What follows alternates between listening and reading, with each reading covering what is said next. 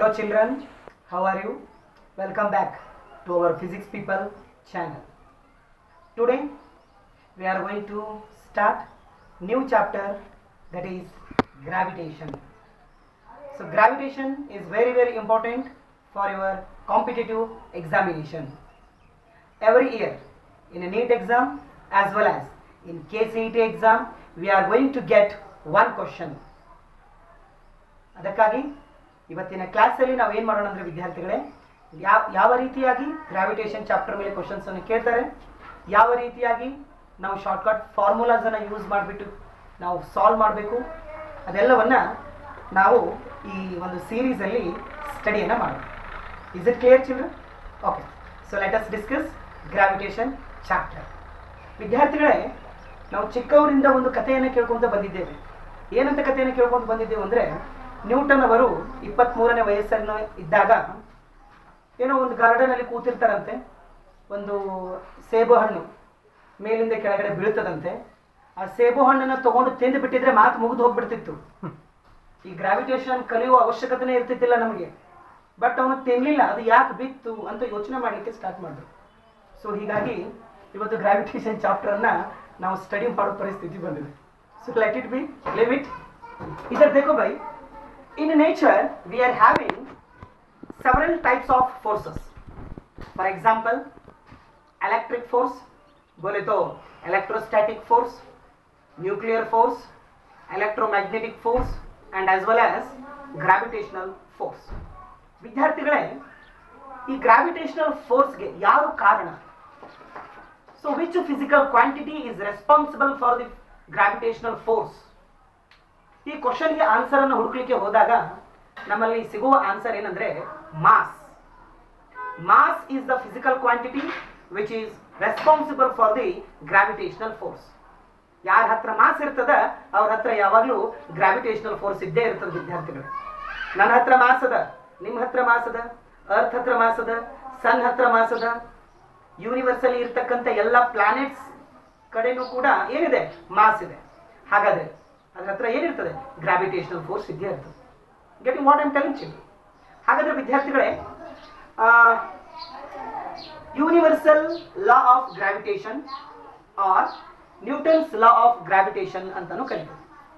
First ಈ ಲಾ ಅನ್ನ ನಾವು ಸ್ಟಡಿ ಮಾಡಿಬಿಟ್ಟು ಇದ್ರ ಮೇಲೆ ಯಾವ ರೀತಿ ಕ್ವಶನ್ಸ್ ಅನ್ನ ಕೇಳಲಾಗಿದೆ, ನೀಟ್ ಎಕ್ಸಾಮ್ ಅಲ್ಲಿ, KCET ಎಕ್ಸಾಮ್ ಅಲ್ಲಿ ಯಾವ ರೀತಿ ಕ್ವಶನ್ಸ್ ಅನ್ನ ಕೇಳಿದ್ದಾರೆ, ಅದನ್ನು ಕೂಡ ಇವತ್ತಿನ ಕ್ಲಾಸಲ್ಲಿ ನಾವು ಡಿಸ್ಕಸ್ ಮಾಡೋಣ.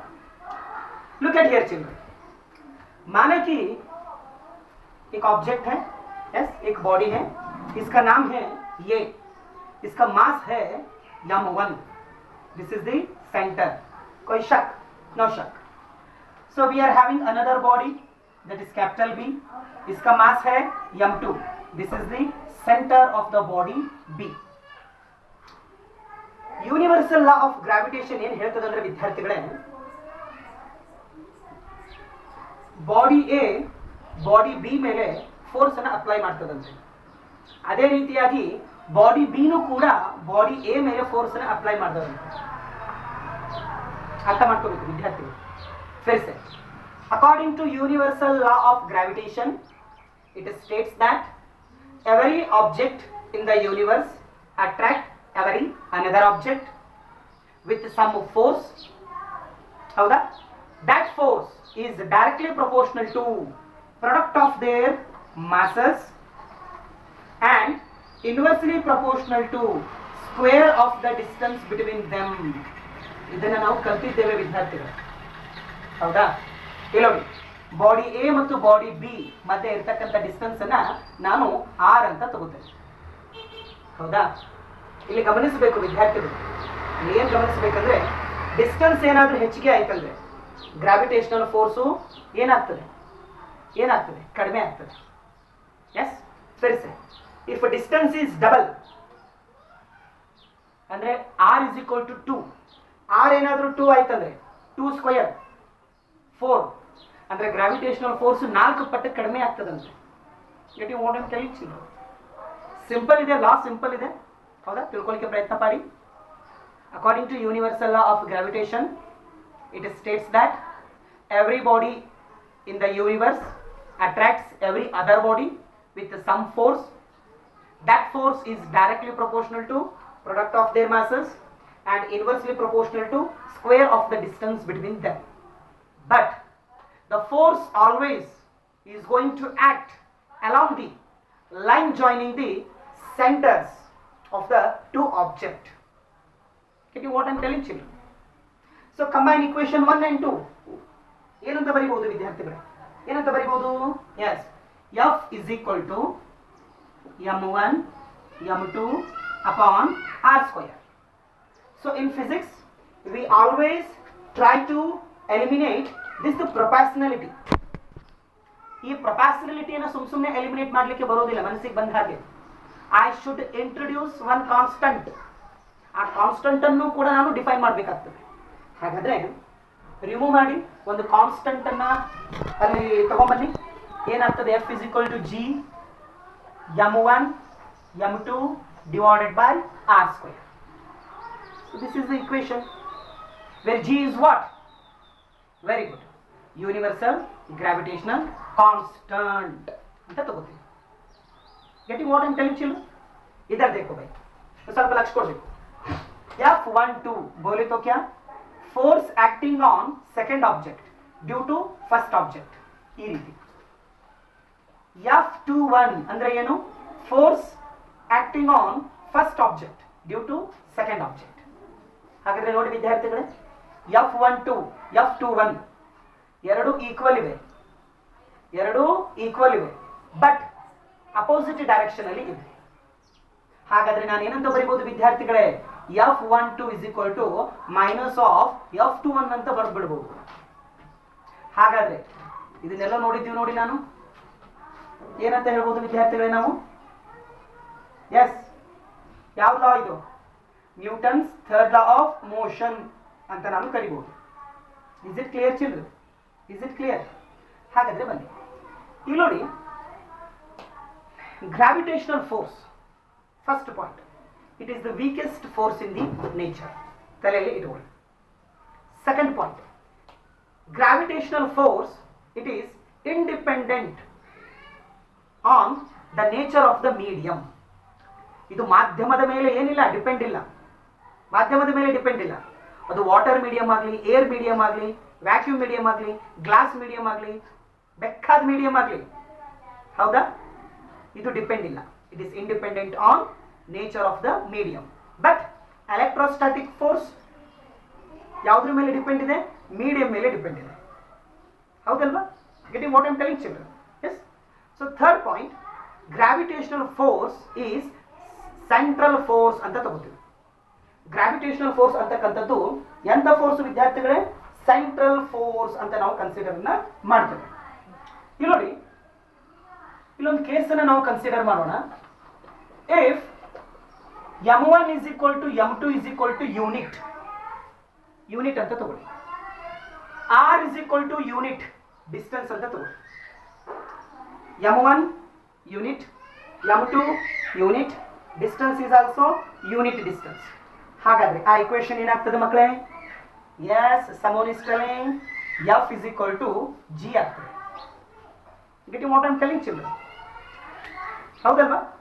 ಹಾಗಾದ್ರೆ ಇಲ್ಲಿ ನಾವು ಏನ್ ಮಾಡ್ಲಿಕ್ಕೆ ಹೋಗ್ತಾ ಇದ್ದೇವೆ ಅಂದ್ರೆ, F is equal to G, ಇದರ ಅರ್ಥ ಏನು?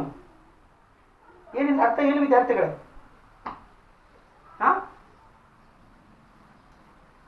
Gravitational force is equal to universal gravitational constant. ಹೌದಲ್ವಾ? Universal gravitational constant. ಇದು ಯಾವಾಗ ಸಾಧ್ಯ? when the distance between the two objects is unit, when the mass of the object is unit, then F is equal to G ಅಂತ ನಾವು ತಗೋಬಹುದು. Getting what I am telling you? Yes. So next point, dimensional formula देखो. G का dimensional formula calculation करो, कितना होता है? The dimensional formula of G is m raised to -1, L raised to 3, T raised to -2, T raised to -2 ಅಂತ ನಾವು ತಗೋಬಹುದು. Okay? S. G is 6.67 into 10 raised to -11 Newton meter square per kg square, children. So G, the value of G independent on nature of the medium. Remember children, yes, adu medium ina nature mele depend illa. The value of G does not depends the size and shape of the object or body. Please remember children. Is it clear? So let us start numericals. First question को देखो. First question को पढ़ो children. Go through the question. Video pause ಮಾಡಿ question ಅನ್ನು ಓದಿ. ಓದಿದ್ರಾ? ಹಾಗಾದ್ರೆ answer ಯಾವ್ದಾಗ್ತದೆ ಹೇಳಿ? Which is the correct option? Can anyone tell me which is the correct option? Yes, very good. Which one? Option A is correct answer. Option A. Why option A, children? I will explain. Look at here. Since two astronauts are floating in gravitational free space. ಅವರು ಎಲ್ಲಿ ಇದ್ದಾರೆ? Gravitational free space ಅಲ್ಲಿ ಇದ್ದಾರೆ. ಹೌದಾ? ನಾವು ಕಲ್ತಿದ್ದೀವಿ gravitational force independent on nature of the medium ಅಂತ ನಾವು ಕಲ್ತಿದ್ದೀವಿ. ಹಾಗಾದ್ರೆ ಆ ಇಬ್ರು ಆಸ್ಟ್ರೋನಾಟ್ಸ್ ಹತ್ರ ಏನೇನಿದೆ? ಮಾಸ್ ಇದೆ. ಅವ್ರ ಹತ್ರ ಏನಿದೆ? ಮಾಸ್ ಇದೆ. ಹಾಗಾದ್ರೆ ಅವ್ರ ಹತ್ರ ಏನಿರ್ತದೆ? ಗ್ರಾವಿಟೇಷನಲ್ ಫೋರ್ಸ್ ಇರ್ತದೆ. So we know that gravitational force is attractive in nature. ಹಾಗಾದ್ರೆ ಇಬ್ರು ಆಸ್ಟ್ರೋನಾಟ್ಸ್ ಏನಾಗ್ತಾರೆ? They will attract or they will repel? Yes, both astronauts are going to move towards each other. So option A is correct. Yes, option A is the correct. Option A is correct. Clear? Go through the next question. Video ko pause karo. Video pause ಮಾಡಿ question ಅನ್ನು ಓದಿ. Question ಓದಿದ್ರಾ? Tell me which one is the correct answer? Tell me. Yes, very good. Someone is telling option B is the correct answer. Why option B, children? Because now kaltubittidevi basic ಏನು? Gravitational force does not depend on what? The medium in which the objects are placed. Gravitational force medium ಮೇಲೆ depend ಇಲ್ಲ. ಹೌದಲ್ವಾ? ಅದು medium ಮೇಲೆ depend ಇಲ್ವೇ ಇಲ್ಲ. So ಅದಕ್ಕೋಸ್ಕರ option B is correct answer. Next question. Just go through the question once. Just go through the question. Video को pause करो, question को पढ़ो, solve करो. So we know that F is equal to G. Tell me. G m1 m2 divided by. Tell me. R square. Yes, R square. Okay. Small r, capital R. ನಾನು capital R ಅಂತ ತಗೋತೀನಿ. ಹೌದಾ? On the surface, first on the surface ತಗೋಣ. Let us talk about on the surface. G small m capital M into small m divided by, yes, radius of the earth. I will take RE. RE is what? Radius of the earth ಅಂತ ತಗೋತೀನಿ. ಇದು first case. Second case ಅಲ್ಲಿ ಅವರು ಏನು ಹೇಳಿದ್ದಾರೆ question ಅಲ್ಲಿ? half of the radius of the earth ಅಂತ ಹೇಳಿದ್ದಾರೆ. half of the radius of the earth ಅಂತ ಹೇಳಿದ್ದಾರೆ. ಹಾಗಾದ್ರೆ force half of the radius ಈ ರೀತಿ ತಗೋತೇವೆ. So G capital M small m radius ಏನಾಗಿದೆ? half ಆಗಿದೆ. So RE upon 2 whole square. Correct ಇದೆ ಅಲ್ವಾ? ಸೊ ನೆಕ್ಸ್ಟ್ ಸಾಲ್ವ್ ಮಾಡಿ. ಇದನ್ನ ಸಾಲ್ವ್ ಮಾಡಿ ಏನಾಗ್ತದೆ? So F half of the radius, G M small m, RE ಹೊರಗೆ ತಗೊಂಡ್ರೆ ಏನಾಗ್ತದೆ? RE square. ಏನು ಉಳಿತು? 1 plus RE upon 2 into RE the whole square. Is it clear? Clear ಇದೆ ಅಲ್ವಾ? ಹಾಗಾದ್ರೆ ನೋಡಿ ಇದನ್ನೇನಂತ ಬರೀಬಹುದು? look at here. Force at half of the radius G m upon RE square. ನಾನು ಎಫ್ ಸರ್ಫೇಸ್ ಅಂತ ಬರೀಬಹುದು, ಹೌದಲ್ವಾ? So F surface into into ಏನೇನು ಉಳಿತು ಬಾಕಿ ನೋಡಿ, ಏನೇನು ಉಳಿದಿದೆ? R E cancel, R E cancel. What remains? 1 upon 1 plus 1 by 2 square. So f r e upon 2. f surface ಕೊಟ್ಟಿದ್ದಾರೆ ಕ್ವೆಶ್ಚನ್ ಅಲ್ಲಿ. f surface ಎಷ್ಟಿದೆ? 72 ನ್ಯೂಟನ್ ಅಂತ ಕೊಟ್ಟಿದ್ದಾರೆ. 72 ನ್ಯೂಟನ್. ಇದನ್ನ ಸಾಲ್ವ್ ಮಾಡಿ ಮಕ್ಕಳು, ಎಷ್ಟು ಬರ್ತದೆ ನೋಡಿ? ಇದನ್ನ ಸಾಲ್ವ್ ಮಾಡಿ ಎಷ್ಟು ಬರ್ತದೆ ನೋಡಿ? 9 upon 3 ನ no 9 upon 4. yes 9 upon 4 correct ಇದಲ್ಲ? 9 upon 4. so f r e upon 2, 72 4 upon 9. 9 ones are 9, 8s are. So 8 into 4, how much? How much? Yes, 32 Newton is the answer. Clear? Okay. Coming to next question. Okay. Go through the next question. Fourth question. Video को pause करो, question को पढ़ो. Question अन्न clear आगे ओदಬೇಕು ಅನ್ಸುತ್ತೆ ವಿದ್ಯಾರ್ಥಿಗಳು.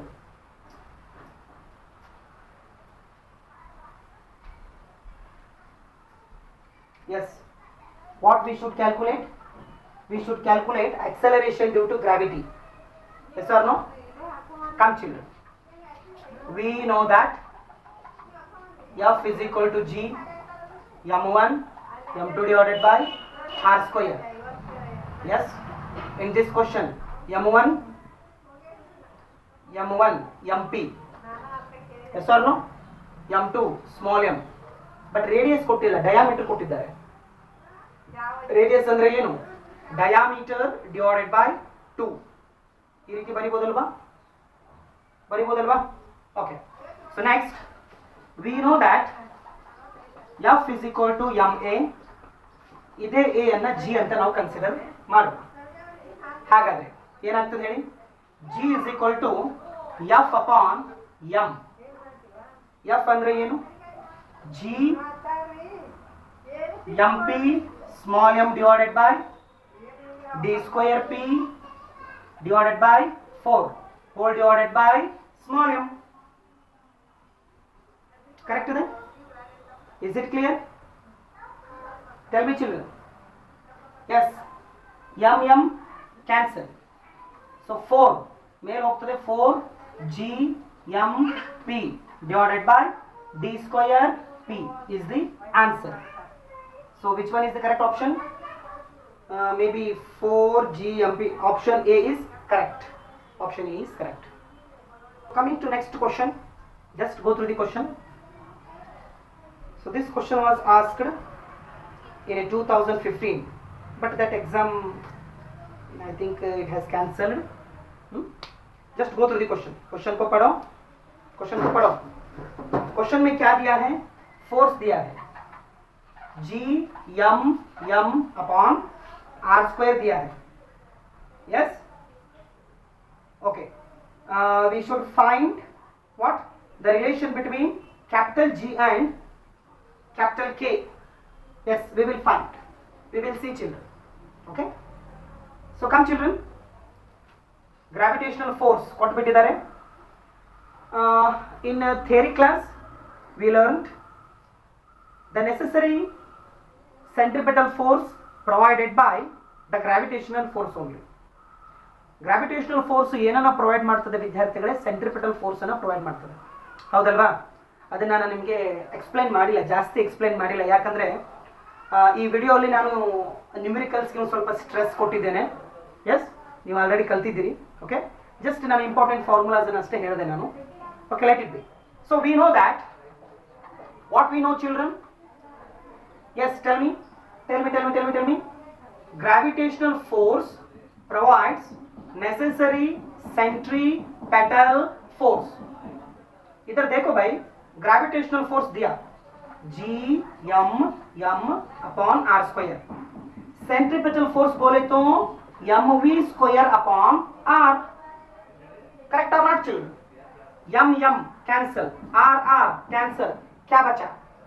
v square is equal to हाँ g m upon r. Is it clear? Okay. Next, इधर देखो भाई, इधर देखो. We know that velocity बोले तो displacement divided by time. Time बोले तो distance divided by velocity, speed. अंत तो t, I will write t. Distance ಏನಾಗ್ತದೆ distance? Circumference of the circle. Question ಅಲ್ಲಿ ಕೊಟ್ಟಿದ್ದಾರೆ ನೋಡಿ, ಅವರು ಕ್ಲಿಯರ್ ಆಗಿ ಮೆನ್ಷನ್ ಮಾಡಿದ್ದಾರೆ. ಏನಂತ ಮೆನ್ಷನ್ ಮಾಡಿದ್ದಾರೆ ಅಂದ್ರೆ ರೆವಲ್ಯೂಷನ್ ಅಂತ ಕೊಟ್ಬಿಟ್ಟಿದ್ದಾರೆ, ರಿವಾಲ್ವ್ ಆಗ್ತಾ ಇದೆ ಅಂತೆ. ಹಾಗಾದ್ರೆ ಡಿಸ್ಟೆನ್ಸ್ ಏನಾಗ್ತದೆ ಅಂದ್ರೆ 2 × π × r ಆಗ್ತದೆ. ಹೌದಾ ವಿದ್ಯಾರ್ಥಿಗಳೇ? ಕರೆಕ್ಟ್ ಇದೆ ಅಲ್ವಾ? Yes. Then divided by v, speed. Squaring on both side. Sir ಯಾಕೆ ಸ್ಕ್ವೇರ್ ಮಾಡ್ತಾ ಇದ್ದೀರಾ? For the sake of simplification only. You will come to know that after substituting the values. T square is equal to 4 pi square r square divided by v square बोले तो very good gm upon r. कोई शक? Yes. Next, solve करो. T square is equal to ऊपर भेजो, terrace को भेजो. 4 pi square r cube divided by g into m. Option ಅನ್ನು ನೋಡ್ಬಿಟ್ಟು ಸ್ವಲ್ಪ ಮ್ಯಾನಿಪುಲೇಟ್ ಮಾಡಿ ಇದನ್ನ.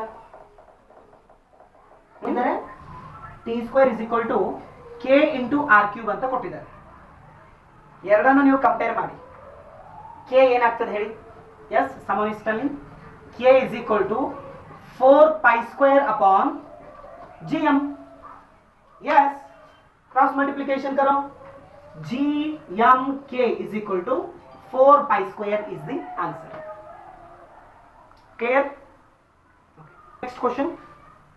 Just go through the question. Video को पॉज करो, क्वेश्चन को पढ़ो. भाई, क्वेश्चन को पढ़ो. यस, क्वेश्चन पढ़ा? ओके, देखो. We know that gravitational force is equal to gm upon r square. Okay. Centripetal force, we know that mv square upon capital R. कोई शक? No शक. So gravitational force provides necessary centripetal force. So ನಾನು ಏನು ಬರೆಯಬಹುದು? gf is equal to cpf. gm small m upon r square cpf m v square upon r. m cancel out. क्या बचा? gm upon r square is equal to v square upon r. But question ಅಲ್ಲಿ clear ಆಗಿ mention ಮಾಡಿದ್ದಾರೆ, r square tends to r ಅಂತ ಹೇಳಿದ್ದಾರೆ ಅವರು. ಹೌದಲ್ಲ? Question ಅಲ್ಲಿ ಕೊಟ್ಟಿದ್ದಾರೆ ನೋಡಿ. ಕ್ವಶನ್ ಅಲ್ಲಿ ನೋಡಿ, ಇಂಡೈರೆಕ್ಟ್ ಆಗಿ ಏನೋ ಕೊಟ್ಟಿದ್ದಾರೆ, r square tends to r ಅಂತ ಹೇಳಿದ್ದಾರೆ ಅವರು. ಹೌದು, ಹೇಳಿದ್ದಾರೆ ನೋಡಿ. If the gravitational force between two objects were proportional to 1 upon r, not 1 upon r square ಅಂತ ಕೊಟ್ಟಿದ್ದಾರೆ ಅವರು. ಹಾಗಾದ್ರೆ ನಾನು ಏನು ಮಾಡಬೇಕು? Instead of 1 upon r square I should take 1 upon r. ಅದೇ ಕರೆಕ್ಟ್. ಸೊ ಹಾಗಾದ್ರೆ ಬರ್ಕೊಳ್ಳಿ, gm upon r, okay, v square upon r. r cancel out. v square is equal to gm, v is equal to square root of gm. ಹಾಗಾದ್ರೆ which one is the correct option? Tell me, which one is the correct option? Speed is independent on radius. ಹೌದಲ್ಲ? ನಾಲ್ಕರಲ್ಲಿ ಯಾವುದಾದ್ರೂ ಒಂದು ನೋಡಿ, ಯಾವುದು match ಆಗ್ತದೆ ನೋಡಿ. Speed independent on radius. So option B is correct. Is it clear? So thank you so much. So we will discuss in next class.